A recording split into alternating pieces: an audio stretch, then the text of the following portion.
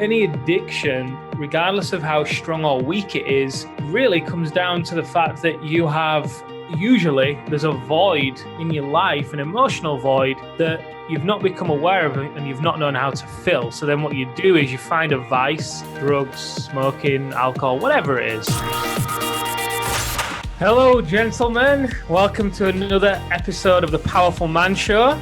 I am your host, Tim Matthews, with my co-host, Doug, the Powerful Man, Holtz. I've never had that intro, Tim. Thanks so much. Doesn't quite have the same ring as Tim, the Powerful Man, Matthews, does it? It does not. You are the founder of the movement, and so I think it's a title that befits you, my friend. Oh, please. Right, so the cocaine shame is the topic that I want to bring to the table today. And the reason why I want to bring this to the table is because there is a commonality in the men, not all of the men, but a lot of the men. I would say above 50% of the men that we work with, when they come into the program, they are struggling with cocaine addiction. And it's not the type of addiction whereby, they're snorting coke from the moment they wake up to the moment they go to bed. It's more of an addiction whereby they turn to it in order to either escape the pain that they are feeling or to use it as an outlet so they can then really show up and be the person that they want to be. Now, two examples of this that really come to mind is one particular guy who was very successful in the music industry, and he would take cocaine even after achieving great successes. And what he said to me was, you know what, Tim, I never experienced this real sense of achievement. If anything, it's just a sense of relief that I didn't fail. And as a result, he then turned to cocaine in order to basically numb the feelings that he was experiencing. And another guy who was sharing with us how he would then take cocaine. If he won, if he had a big win in business, then he'd go and celebrate with champagne and cocaine and get his friends round or couples, get in a hot tub, and they'd all take lines of coke and drink champagne until the early hours. However, this would also be a pattern if he had a massive loss in business as well. So regardless of where it was for both of these men and a lot of the other men, it's an addiction, a tool, a vice that they turn to in order to elicit and experience a certain feeling in their life that they have not yet figured out how to give themselves. So Tim, when you say addiction, let's make sure we are on the same page there. What do you mean by addiction? Well, in the most basic sense, they have conditioned themselves to associate that the drug, cocaine, sometimes it's alcohol, sometimes it's caffeine, whatever. They've associated themselves they've conditioned themselves to associate, okay, so I've had a bad day in business, right? I just don't know how to, this isn't the conversation that they're saying out loud, but I don't know how to handle how I'm feeling. Right, I know, I'll phone my dealer, I'll get some coke in, because when I do that, I feel better about myself. I feel better about the situation. It all goes away. All the stresses and all the struggles and all the self-hate is able to evaporate for the hours that they're high. So for those guys, they've become addicted to that escapism that they experience through the drug, because they've not yet figured out how to be able to self-soothe or manage their own emotions. And often they've become quite numb as well. They've become quite numb to life. So, taking coke is the way that they can actually experience sensations and states of being in their life that they don't typically experience. So when I say addiction, I'm really meaning that I wouldn't say that it's a bad addiction to the point where, they can't function without it. But I do believe that they are reliant on it to give them something that they don't know how to give themselves. So how is this manifesting for these guys? I mean, obviously, I'm going to assume this is going to spill over into other areas of their life as well. Yeah, for sure. I mean, the ways in which it's manifesting, one of the main ways is in their relationship. So again, all of the guys that I can think of that have experienced this problem when they come to us, it's then meant that the relationship has broken down for one reason or another, whether it's because they have done the drug with their wife and then what they've done is turned into kind of, what's the word here? They've turned into just party buddies, and that's become the dynamic of the relationship. And that's not a very, functional or healthy dynamic that's going to be long lasting. Or one of the partners doesn't do it, and as a result, it creates a divide in the relationship because the one that doesn't do it doesn't understand why the other one has to spend this money, and is secretly spending this money on the drugs and secretly staying up late at night and secretly not coming home on an evening. So one of the main ways that it manifests is in that divide in the relationship, for sure. Another way in which it manifests for these guys is in their business. They then start to feel very groggy, and they have a big lack of clarity. A word that the men say over and over and over to us is clarity. What do you want? I just want clarity. Why are you trying? Clarity, clarity, clarity. And I think for these guys, that clarity is, one, who are they and what do they want? But then also when they're stuck in this cycle of the cocaine shame, they're waking up, for numerous days throughout the week, feeling heavy, feeling groggy, with a foggy mind, and not really knowing what to do, and turning up into work, and also then feeling like a fraud, because to everybody else, they're this, real business titan that's, leading the pack and leading the charge, and, has got his shit together and knows what to do. But in reality, behind closed doors, because the people don't know what they're really up to, they just start to feel ashamed of who they are. And as we spoke about in previous episodes, that then feeds into that cycle of shame, sabotage, and sedation. So really, Doug, it shows up in all areas of their life. It really does.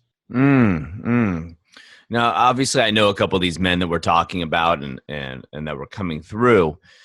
And Tim, one of the things that I've noticed with the guys when they talk about their past story, obviously we see them in the beginning and then also at the end. But oftentimes, when they're talking about it, well, first of all, they don't want to open up about it, right? And then don't want to talk about it. And it seems to manifest in other areas as well, into their health. And things start to slip, and things start to slip in their business too, where they see a degradation in all areas of their life. Do you find that to be true as well? Well, yeah, totally, because all areas are touching, right? We talk about the 5 territories. And it starts with self, then goes to health, then relationships, then wealth, and then business. But these guys have got it the flip side round. They focus on business first because they believe business is going to be the answer. And when they start achieving there and realize, crap, I don't feel any better. In fact, I feel worse because now I've got all of the things that I thought were going to make me happy. Yeah, I feel even more lost, lonely, and empty than I did at the beginning. So, yeah, when they get into this cycle with the cocaine shame, for sure, obviously they stop working out. They're on a downer for 3 days a week because usually they're taking the drug most of the weekend, Friday, Saturday, sometimes Sunday. And then, in their own words, they're on a downer until about Wednesday, Thursday. And by that point, the weekend comes around again, and then they're wrestling the urge to pick up the phone and do it all over again. And a big piece of this is with their money as well. Their money goes up and down with this because as a result, they then spend money on stuff they don't need, because for those 3 days when they feel down, they go and buy things they don't need to try and feel good about themselves. Horses, cars, holidays, clothes, watches. You don't hear often that people just go out and buy horses, which is kind of, it makes it kind of interesting.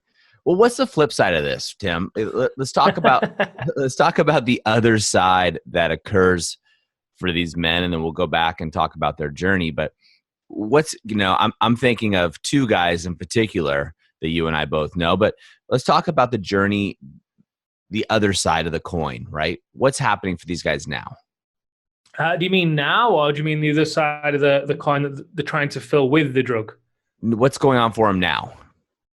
Oh, wow. Well, they've come to realize the truth, don't they? Because any addiction, regardless, in my opinion anyway, and you know a lot about this, but any addiction, regardless of how strong or weak it is, really comes down to the fact that you have, usually there's a void in your life, an emotional void that you've not become aware of it and you've not known how to fill. So then what you do is you find a vice, drugs, smoking, alcohol, whatever it is, and you try the vice. You find a vice, sorry, and you then feel a certain way, and you link that state with taking of the drug, and as a result, then obviously that void is full. Whereas for these guys now, at this point, because they've become aware of the void that they're experiencing in their life and where it has come from, and they've been able to see the pattern in their life of all the ways in which they have tried to fill this with things outside of themselves, money, women, whatever. I've been there too. They've tried to fill this void in their life with things outside of themselves, and they've realized and accepted that it's not worked for them. And kudos to those guys, because every of them raise their hand and they say, "Hey, look, I need help." And that's usually when they join the program, which is fantastic. And one of the guys, one of the key words for him, which I really admire about him and about his journey right now, is I'm learning to self-soothe. And I think that's such a great way to put it, because for so long, he was so uncomfortable in his own skin that he didn't want to be on his own. So when he was on his own, he'd then find ways to escape his own company, whether it was to listen to music, constantly have something on the TV, and this is why he kind of became the life and soul of the party as well, because then people would want to be around him. But for him, learning to self-soothe, and I'd say that right there, learning to self-soothe, is the key that all of these men learn, is that one skill set. And as a result of that, it's fascinating, because he's now going from living a really busy, chaotic, fast-paced life to sharing pictures in workplace of amazing sunsets and nature, and he's reconnecting with a side of him that's always been there, but he just lost touch with along the way. And to see him coming back to that, it's given him such a sense of peace, such a sense of inner freedom and inner power, because he's no longer at the mercy of his impulses. He's able to control them, which then makes him feel like he's in control. And as a result, his power rises. And in business, he's becoming a lot more productive in business. And this is true of, I say he, but it's pretty much a pattern for all the guys. He's becoming a lot more productive in business. That feeling of being a fraud and being a liar, if you will, is fading away, because he's a lot more in alignment with how people perceive him. His health is a lot more on track. He's working out. He's got the energy. He's then seeing the benefit in his productivity. His relationships are flourishing with his kids. Just every area of the life is completely up-leveling. Guys, I'm interrupting this episode because I want to know, do you feel bored, burnt out, or broken? Discover the system that over 300 businessmen are using to let go of the grind, find inner peace, and unlock unlimited personal power so they can have more time, more intimacy, and better sex while living a life they love without stressing about work or feeling like a fraud. Head over to thepowerfulman.com/11 to see what this is all about. All right, let's get back to the episode. It's so amazing. And workplace, of course, you mentioned that is a private community that we have for some of the guys going through. Now, Tim, when you think about this, do you think a lot of this, when you look at the other side of the coin, when these guys find another mechanism for growth or an outlet, maybe I'll just use the word outlet, do you find that the shame and guilt melts away? Not immediately, no. I mean, it's a work in progress for sure. It definitely starts to melt away and definitely starts to fade away. But usually, because there've been years of actions that they've taken that have impacted themselves and other people, even a long time after they've stopped taking the drug and they've changed their behavior and they've amended their ways, usually for these guys, there's a big practice of forgiveness that they get to continue to go through. And, there's a big piece at the Alpha Reset around forgiveness, isn't there? And the guilt and the shame definitely fades away. They're definitely able to handle it in a very different way. instead of the guilt and the shame then fueling them to take the drug even more because they want to get out of the state, they're able to understand where the guilt and shame is coming from. And like one man said so brilliantly, then self-soothe around that guilt and shame instead of turning to other things. So, as human beings, they're always going to experience guilt and shame. Always, around something. It's part of the human experience. It doesn't mean they have to buy into it and be weighed down by it like they have in the past. But now, on the other side, they have the tools and the awareness to be able to navigate that journey very differently.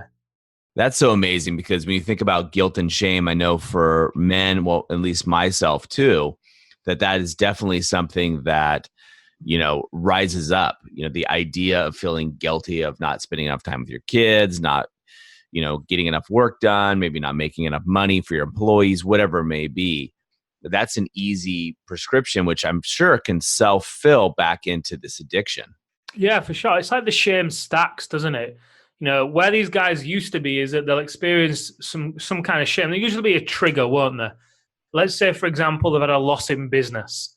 They'll then start to tell themselves a story of how much of a failure they are and how worthless they are, which will then cause them to maybe not show up as well at the next meeting, which will then stack the shame. And then they may go home and they may snap at the kids, which then stacks the shame. And then get into this pattern by the end of the day of feeling so ashamed about themselves that the only way they know at that point to escape it is to go and take the drugs or drink the alcohol or do whatever it is to just get rid of this feeling because the shame becomes too much. Yet on the other side of that coin, let's say they have that business meeting and it doesn't quite go to plan because they've got the awareness and the tools to be able to change the story they're telling themselves. That shame doesn't get a chance to stack. So it's almost like they relieve the pressure a lot earlier on in the process. It very rarely gets to that boiling point where they need to go and turn to something outside of them just to release it. It's almost like they've got little release valves at each point of the pressure, which they're able to turn, and it just releases the pressure. And there's lots of safeguards along the way. And one of the things I love about the men that we work with anyway is that, if they're struggling, they will post in workplace. One guy, for example, posted, "Hey guys, I'm struggling. I'm really feeling the urge to go onto a hookup site," because he used to be addicted to hookup sites and sex. So he was feeling the urge to go on there. And all the guys were straight there for him, ringing him up, asking him questions, basically helping him step away from the ledge. And for him, just the mere act of sharing how he was feeling in a place where he wasn't going to get judged by men who he respected and he walks alongside was enough to relieve the pressure. And then when all the men did remind him of what path he is on, it relieved the pressure even more. So he immediately, resisted the urge and came away from the sites. And, but it's not about never going on that site again or never ringing the dealer or, you may get to that point. But, when you're surrounded by a group of like-minded men who are able to remind you of certain things and help you to relieve that pressure, then chances are you're not going to go through with it. I know exactly what instance you're talking about here. And what was so amazing to me during that time is the gentleman you're referring to, family man, amazing guy. He just fell back in a pattern. And the guys that jumped to him, we had, Christians, Muslims, guys that had never touched a drop of alcohol in their entire life, all walks of life. And the men that we work with are all over the board. But everybody, like you said, jumped in to help him with zero judgment. There was never once an ounce of judgment on him or his actions, despite the walks of life and things that all these men have been through. I mean, gosh, there's, a couple of guys there that have never, one that I can think of off the top of my head that, it's only, had sex with his wife and that's it. He never had another partner. And there's just no judgment there. He was one of the first ones to step in and say, "Hey, look, I'm here to help you." And I think that sense of brotherhood and community is what's lacking in society today. When you look at men as a whole and us as a as a group, we've been taught to go the lone wolf route rather than, forming bonds with other like-minded men. Of course, we a lot of us start off and we still have the same friends we had since high school, only because we have history with them.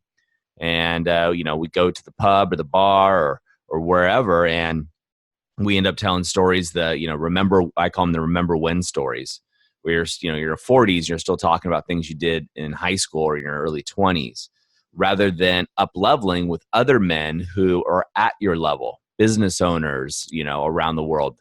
The same commonalities come out and forming that tribe. And it's just such a different approach when you look at the shame and the guilt, having these men, run to each other, so to speak, who are family men. They're busy. They have a lot on their plate, but they come through in a judgment-free area to make sure people are still walking the right path. It just warms my heart every time I see that. Yeah, it's one thing you said there, which hit the nail on the head for me, is we don't see it much in society these days because there's so much of a norm of competing with one another, right? I've got to be better than you. I've got to look better than you. I've got to, so as a result, I'm not going to share with you my weaknesses, or, whether it's in a corporate world, people trying to outperform or whatever. So yeah, it's great to have that space whereby, these men are able to retreat to it as well. That's what I love. They're able to retreat to it. You waving the white flag, being like, I need help. I need help. And they get it instantly, which is such a great thing. Oh, it absolutely is. So Tim, a man that's listening to this, that's self-identifying himself through this pattern, this guilt, this shame, the cocaine shame, as you said, what are some action steps he can take right now? Like, and man, if you're listening to this and you're resonating with this at all, it may not be cocaine, maybe porn, addiction, it could be alcohol. You know who you are. We all do. If you've questioned it, then you're in that camp, buddy. You're in that camp. Tim, what are a couple things they can do right now? One of the things is I'd invite you to get really real with yourself. Take yourself away somewhere for an afternoon or a day and just get really real about what void is it that you're trying to fill in your life, or what experiences that you're trying to get from taking the drug. Let's say it is cocaine. And let's say that you take it in a social situation because you want to feel more confident and feel better about yourself, so you can really say the things you want to say and be who you want to be without fearing judgment. You want to be the life and soul of the party. Well, what void is it? What feeling are you trying to get from doing that? Or conversely, let's say that you have had a massive win in business or even a big failure in business, and you want to take the cocaine to, again, numb and suppress and run from the feelings that you are experiencing. So what void is it that you're trying to fill with the drug or with whatever it is from outside of you? And then two, how can you start to give that feeling, that state to yourself without the drug? And it could be simple things like, taking more time for yourself to go walk in nature. It could be, a lot of the times what we see with the men is they've lost touch with themselves. The two biggest questions they often have is they don't know who they are or what they want. So in line with that, they don't know what they like to do for fun. They don't know what they like to do to fill their own cup. So as a result, they're constantly pushing and hustling and grinding and giving to everybody else and leaving nothing for themselves.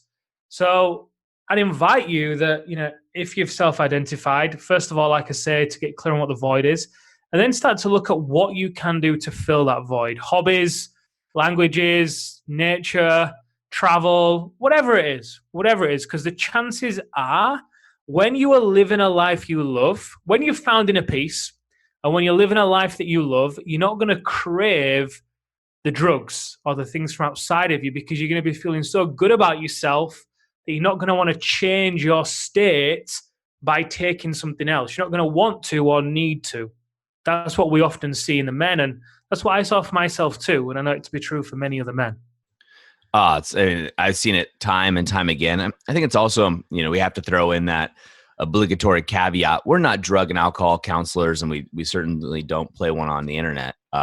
It's not what we do. We've just seen this pattern over and over and over again with men who've come into our program who have admitted that they've had issues with substance or any other addiction for that matter, and seeing them replace that with healthy habits and watch those bad habits, so to speak. And there's no good or bad. I'm just using those terms, dissipate and go away. So I just want to make sure that's clear before, we get all those emails coming in. Yeah, one other thing, just to jump on the back of that as well, if you really cannot do this on your own, then obviously get help. Whether you raise your hand and ask for help from a program that you feel can help you, or a different kind of route, whatever it is, if you're really struggling with this and you feel like you've tried these things and you know all this and you just can't do it for yourself for whatever reason, then obviously, my advice to you would be to reach out and get help. No, absolutely. Guys, don't suffer in silence, right? We know that, male suicide rates are on the rise rapidly. Do not suffer in silence. And maybe you're listening to this and you're saying, hey, that's not me. But if you know somebody else that is either suffering from an addiction or that guilt and that shame and or is teetering on that line, right? Send them a copy of this podcast and let them know you're thinking of them. Simple as that. Hey, check this out. Love to know your thoughts. It's something like that can often spark a conversation, but it can also let somebody know that they're being seen and somebody else cares about them. So I encourage you guys to do that. Fantastic. Right, guys. Well, thank you for joining us. Please, like we always say, come and join the conversation over in the Facebook community. Like this, share it, leave us a review so other men can find it just like you.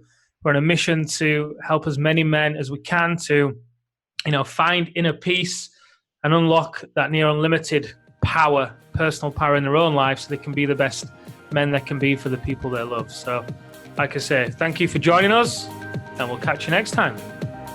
Have a great one, guys.